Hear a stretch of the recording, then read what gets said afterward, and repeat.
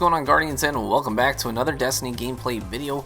Hey, in this video we're going to be exploring the question of just how badly did the Bladedancers get hit with the latest patch. Because we know they got nerfed, so to speak, and a lot of people have been jumping on the Hunter hate bandwagon saying, hey, these things are useless now, look how many people are running to the Striker and the Void Walker, and playing with those instead of Hunters now. They killed the Hunters. Well, I'm here to tell you that they did not kill the Hunters. Too long didn't read version of this video is, hey, Bladedancer is still pretty stinking good. And there's a lot of reasons why it is still pretty stinking good. So, the Bladedancer is undeniably the best class in the game for gunplay. If you're all about gunplay and being zippy with weapon handling, hey, this is your subclass. So some of my friends who are really into gunplay, have some of the best gunplay in the game that I know of, are guys who love this subclass because a quick draw does a lot of things for you. Obviously makes you ADS quicker and all that business. It basically gives you snapshot / quick draw on your snipers, so it frees you up to use other kinds of things like rifle barrel or whatever you may want to use on your sniper rifle instead of quick draw or snapshot. So I've been having a lot of fun. It turns some other snipers that, you know, some snipers are just up to the roll that you get and you don't get quick draw or snapshot, but you like everything else on it. Hey, guess what? On the Bladedancer, you can use it. And the Bladedancer is just so zippy with the gunplay. So you can really whip your sniper around, get quick scopes, those sorts of things, and it'll feel a little more like year one with the ADS time. And I've really enjoyed. I've got a couple of longbows that drop that have garbage in the middle tree, but look at this. I can snap in and out like that, no problem, even though it doesn't have snapshot or quick draw. So Bladedancer, obviously, if you're a sniper, that's a nice thing. In fact, one of the most common combinations out there is to go last word sniper on a Bladedancer, and that is precisely why. Now, in the grenades department, you have the Liam Neeson grenades. If you ever come onto my Twitch, we call them the Liam Neeson grenades because it doesn't matter where you are, they will find you and they will kill you. So look at that jump body shot, that jump quickscope body shot that helped us win that round. So obviously not possible with the lower zoom rate that you get on other subclasses. It's just not possible to have that much zip. So I really like it. But anyways, back to what I was talking about. You got Liam Neeson nades, the skip nades, and they're highly effective. Still highly effective. You've got flux grenades, which are also good. You've got arc bolts, which are decent. You really don't have a bad choice for grenades. Arc bolts are probably your worst, but they're still decent. They're infinitely better than thermite grenades, at least. So you've got that at your disposal. Flux grenades and skip grenades are the two most popular right now. Some people have even started to switch to flux grenades in sweats, and I've played against it, and it can be pretty filthy. So some people prefer that. I use both, but my preference is for the skip grenades. I like the Liam Neeson nades better. I find them to be a little bit more versatile. I don't have to be in a very specific scenario in order to use it. So I'm a little bit more free. I feel like I use my grenades more when I'm using skip grenades as opposed to flux grenades. So I prefer, that's how I fall off the log. I don't know what your preference is. Maybe you prefer to jump up and close consistently and use your flux grenades. And I do that from time to time, but like I said, preference is for them Liam Neeson nades. So Arc Blade, let's talk about Arc Blade, the super, for a second.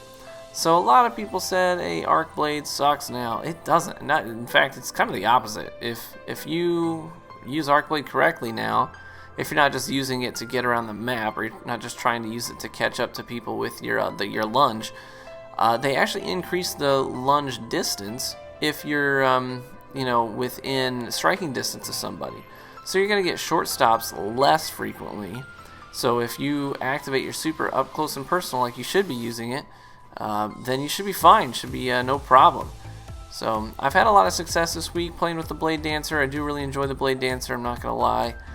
It does feel very zippy. I tend to really enjoy good gunplay, so for that reason I really enjoy using the Bladedancer. I don't know what your experience is and maybe how you feel about the subclass of late, but I feel like it is in no way a bad subclass at all.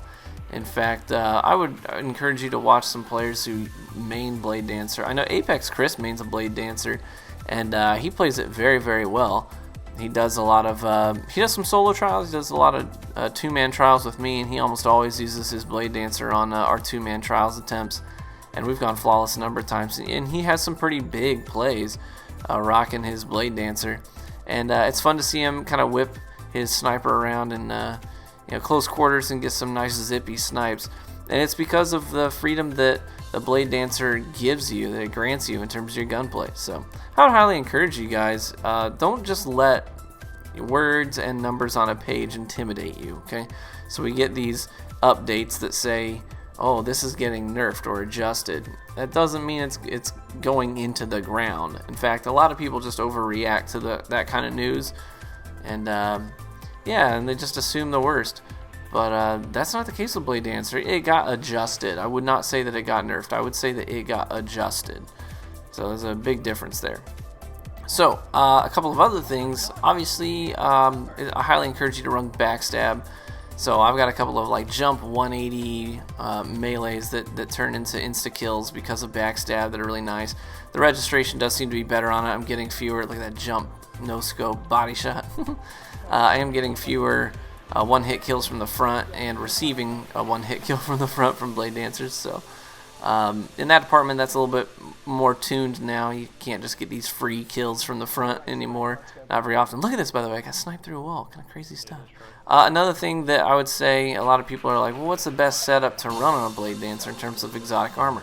You've got a lot of good options out there. I mean, a lot of people like to get the Tarantella for the reduced cooldown on your super, which is a nice thing to have, absolutely. But my preference is actually to run the Boots of Meow, little Watts reference there, the Bones of Ao exotic boots, because of how well you can get around the map.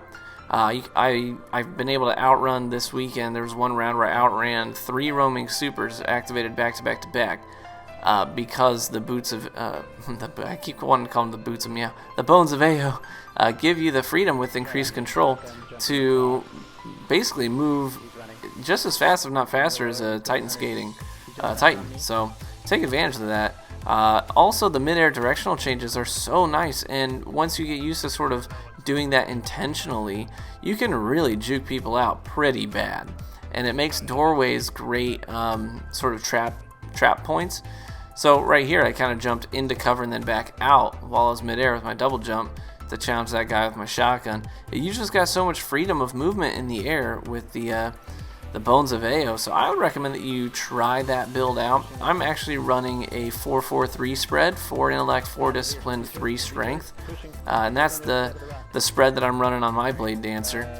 And so I also enjoy using weapons that have things like Grenadier on them, so that I can get my skip grenades back even more quickly. Here I'm trying to dodge this golden gun. It's 4-4. I'm last man standing. They've got a Goldie active, so try to sidestep him.